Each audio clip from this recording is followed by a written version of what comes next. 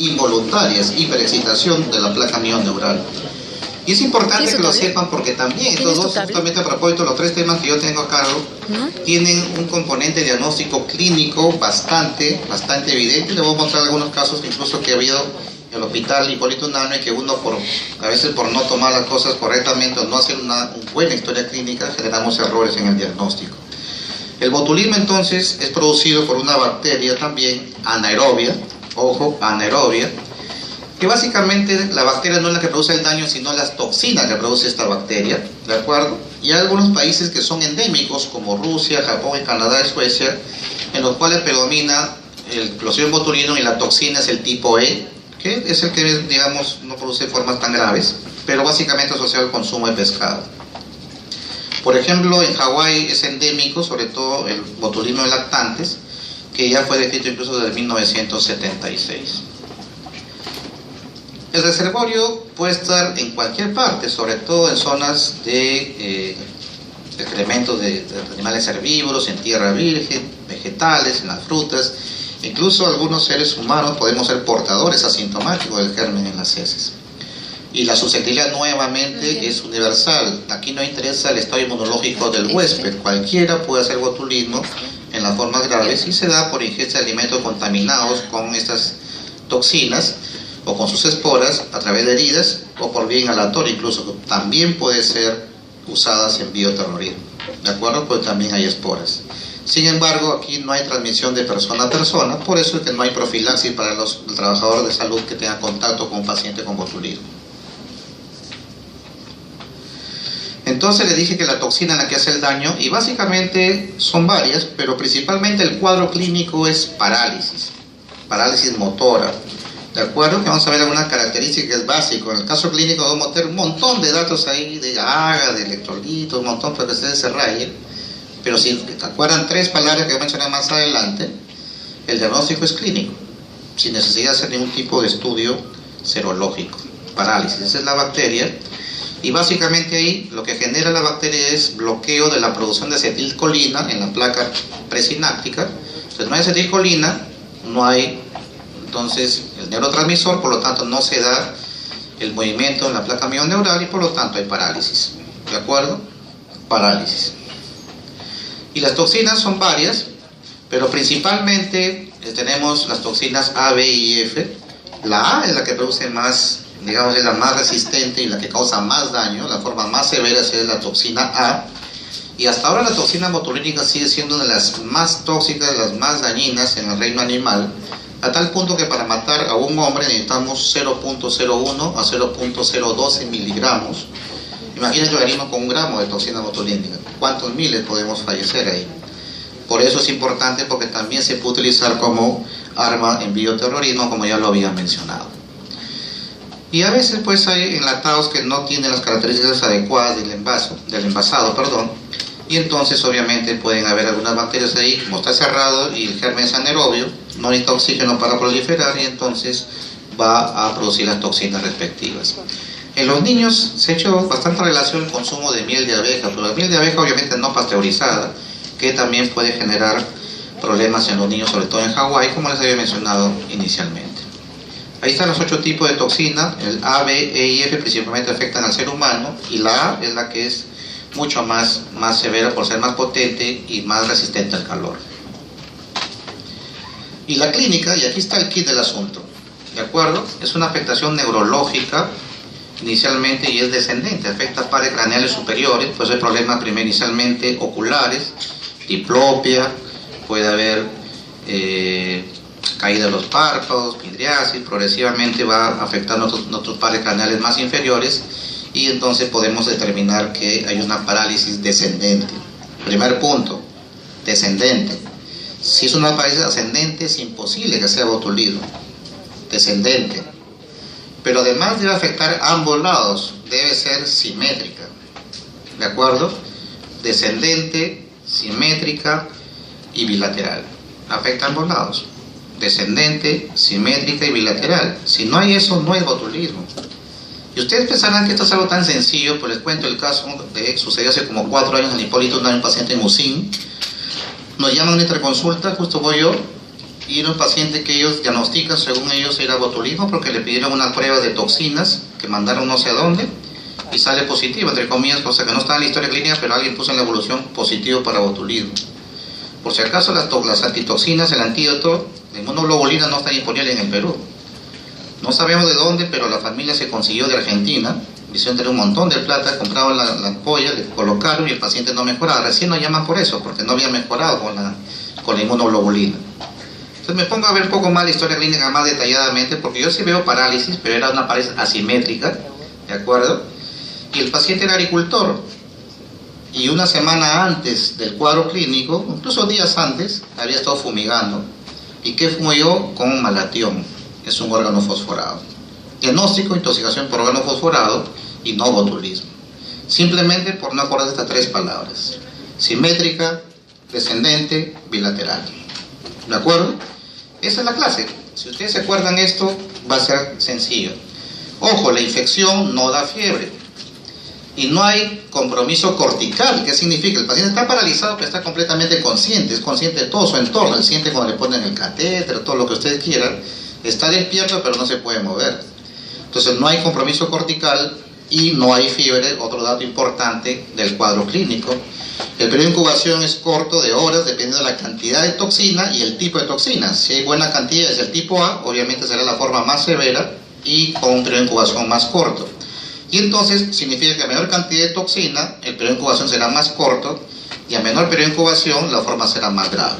Eso debe quedar claro por la cantidad de toxinas. Le mencioné que empieza con un cuadro de compromiso ocular, diplopia, visión borrosa, somnolencia, etc. Después aparece aquí tosis palpebral, pueden ver claramente que las pupilas están dilatadas, hay midriasis por compromiso de pares craneales, que ustedes ya saben cuál es. Aquí un paciente, un bebé lactante que está completamente paralizado, ¿de acuerdo? Y el periodo de estado que básicamente va a afectar ya a otros pares craneales más inferiores, que puede durar de 7 a 15 días.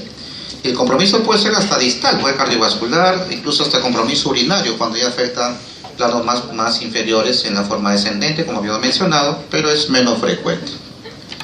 No se puede ver ahí, no sé si voy a tener que emplear esto, un poquito solo esta diapositiva, porque de acuerdo al tipo de toxina hay más síntomas, y como ven, la primera columna de la toxina tipo A son las que producen las formas o los síntomas más evidentes, más severos, que el paciente necesita llegar a intubarse para poder respirar, porque hace parálisis de músculos respiratorios y obviamente el paciente muere por paro respiratorio. Por eso de traer cuidados intermedios o intensivos, intubarse hasta que su cuerpo neutralice las toxinas, o se puede utilizar las antitoxinas que vamos a mencionar más adelante. Pero es clínico, nuevamente, simétrica, descendente, bilateral. No se olviden de eso nunca, y eso es botulismo muchas veces. Sin embargo, cuando el paciente sale del cuadro, a veces queda un periodo de declinación o de convalescencia bastante prolongado, que puede durar incluso algunas semanas, y algunos persisten con problemas oculares varios meses después incluso. Pero finalmente el paciente se recupera completamente. El diagnóstico entonces, nuevamente insisto, es clínico, no hay fiebre. La epidemiología es importante, sobre todo si hay pacientes que tienen un cuadro similar y han consumido un alimento de fuente común. Eso induce también el diagnóstico. Y se puede hacer una prueba serológica buscando también las toxinas, como le dije, pero no está disponible esas pruebas en todos los establecimientos de salud. Usted hace una punción lumbar al paciente y sale completamente normal el líquido, como repito, no hay fiebre y no hay compromiso cortical. Paciente completamente despierto, dado 15/15. Diagnóstico diferencial, entonces, ya lo había mencionado anteriormente. El tema de compromiso de otras enterotoxinas como las de Bacillus cereus, de Clostridium perfringens, etc. También algunos cuadros neurológicos con miastenia gravis, pero obviamente recuerden que tiene que ser bilateral y simétrica, Guillain-Barré, algunas intoxicaciones por moluscos, y lo que se había mencionado, algunos productos químicos como flagicidas, clorados, órganos fosforados, que fue el caso de ese paciente que les mencioné del Hipólito Nava. Intoxicación por mercurio, por plomo, también es importante. Intoxicación por magnesio, que está de moda, pues consumir magnesol, porque dice que te da energías, y eso es falso. Y entonces el exceso de magnesio también puede producir compromiso neurológico, ¿de acuerdo? El doctor Pérez Alvela entonces no tiene razón en todo, pues obviamente el exceso es dañino siempre. Pero es fácil este cuadro. Tratamiento entonces, obviamente, Si es un germen que produce toxinas, hay que limpiar la herida donde se están produciendo las toxinas para eliminar justamente el germen productor. Si es una forma intestinal, se da laxantes para acelerar la eliminación de las toxinas. Y existe, como le dije, la gamma globulina trivalente quina para los tipos de toxina A, B y E. Y en adultos se usan 2 ampollas, una por vía endovenosa y una por vía intramuscular. Y en niños existe una, como hay más riesgo de anafilaxia, damos gamma globulina humana a la dosis de 50 miligramos por kilo intravenoso. Y al ser un germen anaerobio hay que matarlo usando antibióticos como la penicilina o el metronidazol. Pero obviamente con el compromiso motor que hay, debe estar en cuidados intermedios o intensivos, de preferencia intubado, porque va a haber problemas respiratorios y eso tiene que tener soporte, muchas veces hasta ventilatorio, en este tipo de pacientes. Así de fácil. ¿Preguntas? Y nos vamos al último tema, que como le dije al principio, tiene también un componente bacteriano, pero el cuadro clínico es completamente inverso al anterior. ¿De acuerdo? Y la bacteria de la misma familia es también de la familia Clostridium, que vamos a ver a continuación, pero característica clínica es básicamente contracciones, espasmos locales o generalizados, de acuerdo como vamos a ver la clasificación, y que puede producir alta mortalidad, sobre todo en edades extremas. Niños pequeños y ancianos pueden fallecer por retraso en el manejo, y también hemos encontrado otro caso, otro paciente que hemos podido manejar y que lamentablemente en emergencia no tomaron cuidado del caso. Y esta es una enfermedad que también se puede prevenir en el 100% de los casos. Si toda la población se vacuna contra el tétanos, completando las 5 dosis, decimos que hay protección de por vida, pero hasta ahora las coberturas de vacunación a nivel nacional no son del 100% y por eso todavía hay casos que vemos sobre todo de provincia, como el caso de la paciente que les voy a mencionar más adelante. Entonces un bacilo, el Clostridium tetani o bacilo de Nicola-Yerr también se le conoce, es anaerobio, gram positivo, formador de esporas, y estas esporas tienen la forma de una raqueta de tenis, vamos a ver unas fotitos por ahí, y también son resistentes tanto a productos químicos como incluso al agua en estado de ebullición hasta por 1 hora. O sea, tenía que hervir el agua más de 1 hora para poder destruir estas esporas a temperatura de ebullición. Y ahí está la fotito, ¿no? La espora en forma de raqueta, ¿sí? Y el reservorio igual, suelos, establos, sobre todo donde hay deposiciones de animales como corrales, plaza de toros, hipódromos, cementerios, en alambres, en productos metálicos oxidados. Por eso siempre es importante la prevención, y también somos portadores muchos de este germen como portador asintomático en el intestino. Estas ingresan por una solución de continuidad. Generalmente hay el antecedente de algún corte, se hincó con un alambre, con un clavo, etc.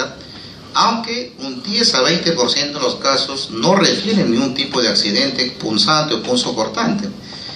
No lo recuerda, sencillamente fue tan ahí leve el cuadro que no se percató que se hincó de algo, y el cuadro clínico también a veces a sospechar. Y nuevamente acá, el diagnóstico es clínico, nuevamente como vamos a ver. Pero cuando ingresa pues este germen por la herida, solución de continuidad, esta espora germina, se multiplica y obviamente produce toxinas. Produce básicamente 2 toxinas, la tetanoespasmina y la tetanolicina. La segunda no se sabe cuál es el efecto que causa en el ser humano. El problema que causa las contracciones son la tetanoespasmina, porque induce las contracciones que vamos a ver más adelante. Y entonces básicamente esta toxina alcanza la médula espinal y hay un transporte retrógrado hacia los nervios motores, va yendo hacia el sistema nervioso central, y obviamente sí ha sido una cantidad importante de toxina, o fue un corte grande con bastante compromiso de tejido. Esto puede causar diseminación por vía hematógena, que es mucho más rápida, y eso puede dar las formas generalizadas. En cambio, cuando son básicamente por transporte axonal, podemos ver formas localizadas básicamente. Y entonces lo que genera acá esta toxina es que interfiere en la liberación de neurotransmisores inhibitorios, es decir, inhibe a los inhibidores, por lo tanto genera un efecto estimulante. Se hace lo contrario, inhibe el inhibidor, produce efecto estimulante de la contracción de la placa mioneural y produce las famosas contracciones involuntarias producidas por la tetanoespasmina, que básicamente aumenta el tono muscular, rigidez, espasmo y eso genera la sintomatología que vamos a detallar más adelante. Entonces ya lo dije, si se va por vía hematógena da la forma generalizada, si va por la forma neural, se termina por vía neural, da formas de tétanos localizado. Y esta clasificación es importante. Hay tres formas: subaguda, aguda y sobreaguda, y esto depende básicamente de la cantidad de toxina que ingrese. Más toxina, obviamente el periodo de incubación será más corto, de 1 a 5 días, y los síntomas serán mucho más evidentes. En menos de 24 horas se generaliza ahí las contracciones de todas las musculaturas, sobre todo de la musculatura dorsal, generando hasta fracturas de las vértebras dorsales, y obviamente hay aumento de esa cantidad de contracciones en un día, como vamos a ver más adelante. Y hay una clasificación que habla de tétanos moderado. Hay moderados y severos, no existe el tétano leve por si acaso. Moderado o severo. En el moderado, cuando el periodo de incubación es menor de 2 semanas, pero los espasmos varían en menos de 12 en 24 horas, y hay esbozo de trismus, hay compromiso muscular facial, y recién algunos pequeños esbozos ya de epistótonos, hay dificultad para deglutir, disfagia sobre todo, y también para odinofagia, y hay peligro de broncoespasmo. Por eso vamos a ver el manejo, cómo se debe manejar correctamente un paciente con tétanos, que en estos casos puede llegar a traqueostomía, y la mortalidad en esta forma está cercana al 10%. Sin embargo, en la forma grave, el periodo de incubación es mucho más corto, los espasmos son generalizados en número de más de 12 en 24 horas, con episótonos intensos que generan fracturas de vértebras dorsales, como ya he mencionado. Hay dificultad respiratoria, por eso que hay que intubar al paciente, vamos a verlo más adelante, cianosis, hipoxia y muerte, y la mortalidad es 50% en esta forma de presentación. Aquí es un esbozo de un paciente con epistótonos, es un esquema en realidad, pero acá hay un paciente que sí tiene epistótonos, que está con una contracción de músculos dorsales tan severa que muchas veces puede llegar a fractura de estas vértebras. Y los grados también influyen mucho de acuerdo a la cantidad de toxina. El grado 3, por ejemplo, el tiempo de progresión es rápida, la disfagia de líquidos es intensa, los espasmos musculares son muy frecuentes, hay cianosis, de acuerdo, se llega al coma, tratamiento sensorio, incluso la respuesta a sedación como benzodiazepina muchas veces es mala. Por eso vamos a ver más adelante cómo es el manejo correcto de un paciente con tétanos. Diagnóstico, entonces acá ni siquiera me tomo la molestia de buscar la toxina con pruebas especiales. Básicamente es clínico. Aún cuando no haya el antecedente de un contacto de solución de continuo en la herida, siempre tenganlo en cuenta clínicamente esos síntomas que he mencionado. ¿De acuerdo? Porque hay complicaciones importantes, por eso el manejo que voy a mencionar es bastante detallado y debe ser de preferencia en cuidados intensivos.